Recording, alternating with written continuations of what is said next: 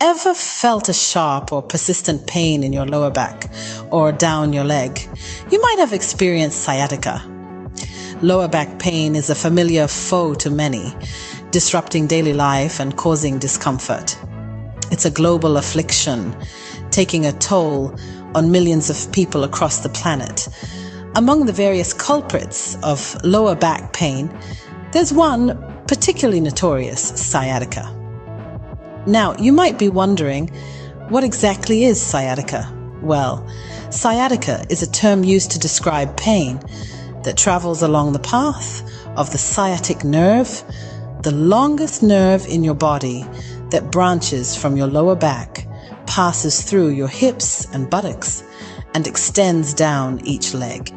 This pain can be the result of a herniated disc or a bone spur on the spine, or even due to spinal stenosis, a condition where the spaces within your spine narrow. The spine is a complex structure made up of a series of bones known as vertebrae. Sandwiched between these vertebrae are intervertebral discs, which function as shock absorbers, preventing the bones from rubbing against each other. The spinal cord, our body's central data highway, runs through the spinal canal, with nerve roots extending from it and exiting through the spaces between the vertebrae. When one of these intervertebral discs herniates or ruptures, the inner substance of the disc, which is gel-like, protrudes through the outer layer. This can exert pressure on the nearby nerve roots, leading to inflammation, pain, and even numbness along the pathway of the sciatic nerve. The symptoms of sciatica are not always severe, but can range from a mild nuisance to a debilitating condition. These symptoms may include lower back pain, pain radiating down the buttock and leg, numbness or tingling in the leg or foot, and weakness in the leg or foot. To get a clearer picture of sciatica, we need to understand the anatomy of the spine. The spine, a complex structure in our body, plays a crucial role in sciatica. To fully understand sciatica, we must first grasp the intricate anatomy of the spine. Comprising of a series of small bones or vertebrae stacked on top of one another, the spine is the backbone of our body, both literally and figuratively. Between these vertebrae, we find intervertebral discs. Acting much like shock absorbers in a car, these discs cushion the vertebrae, absorbing the impact from our daily activities. Each disc is like a jelly donut, with a tough outer layer and a soft, gel-like core. Running through the spine is the spinal cord, a superhighway of information connecting our body to our brain. Branching off this cord are nerve roots, each exiting the spine through the spaces between our vertebrae. Among these, the most significant for our discussion is the sciatic nerve, the longest nerve in the body. It starts in the lower back, runs through the buttock, and branches down each leg. Now, imagine a herniated disc where the soft jelly pushes out through a tear in the tough exterior. This bulging disc can press against a nerve root, leading to inflammation and pain. When this happens to the roots, forming the sciatic nerve, you get sciatica. Similarly, bone spurs or overgrowth of bone can impinge on the sciatic nerve, as can spinal stenosis, a narrowing of the spinal canal. When these structures are compromised, it can lead to conditions like sciatica. The spine, with its interconnected system of bones, discs, and nerves, is a marvel of biological engineering. But when something goes wrong, the results can be painful and debilitating. Understanding the spine's anatomy is the first step towards understanding sciatica and finding ways to alleviate the pain it causes. Sciatica symptoms can range from a mild annoyance to a debilitating condition. The most common symptom is pain that originates in your lower back and travels through your hip and buttock down the back of your leg. This pain can vary in intensity, from a minor ache to an acute burning sensation or excruciating discomfort. In addition to pain, you might experience numbness or muscle weakness in the affected leg or foot. This may be accompanied by a tingling or prickling sensation, often described as pins and needles. In some cases, these symptoms may be exacerbated by specific actions, like sitting for extended periods, coughing, sneezing, or even laughter. Some people also experience a sharp pain that makes it difficult to stand up or walk. The severity of these symptoms can fluctuate, with some people experiencing intense periods of pain followed by intervals of relief. Recognizing these symptoms is the first step towards treatment and relief. Treatment for sciatica depends on its severity and underlying cause. The journey to relief is often multifaceted, with a blend of medical interventions and lifestyle modifications. Let's explore some common treatment options. First up is physical therapy. This involves a series of exercises and stretches designed to alleviate pressure on the sciatic nerve. By improving flexibility and strength in the lower back and legs, physical therapy can help manage sciatica symptoms and prevent future flare-ups. Next, we have medications. Over-the-counter pain relievers, muscle relaxants, and anti-inflammatory drugs may offer temporary relief from the discomfort of sciatica.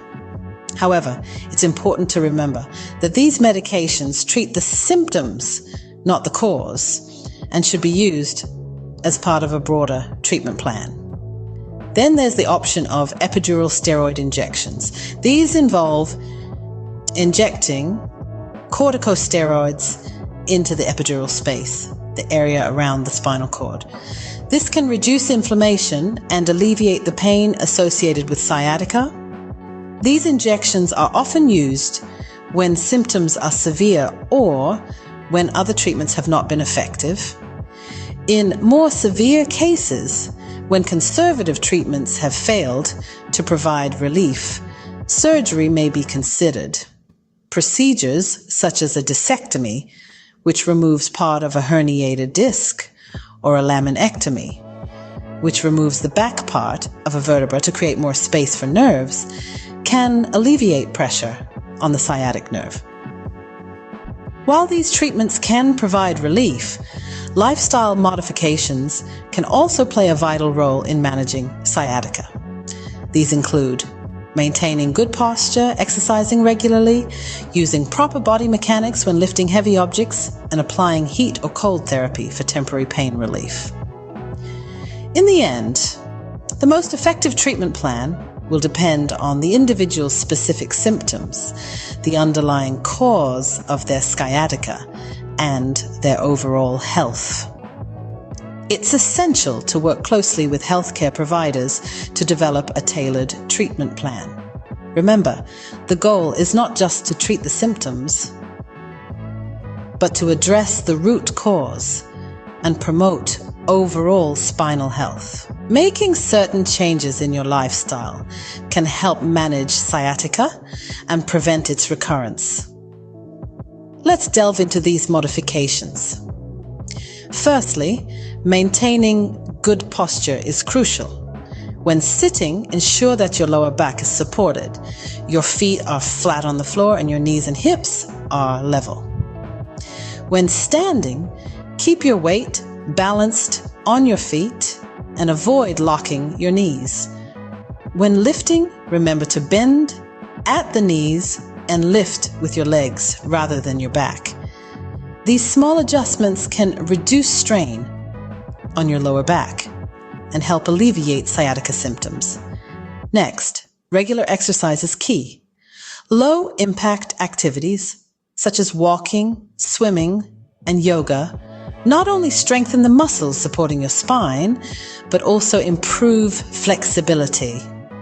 By fortifying these muscles, you're less likely to experience injury and pain.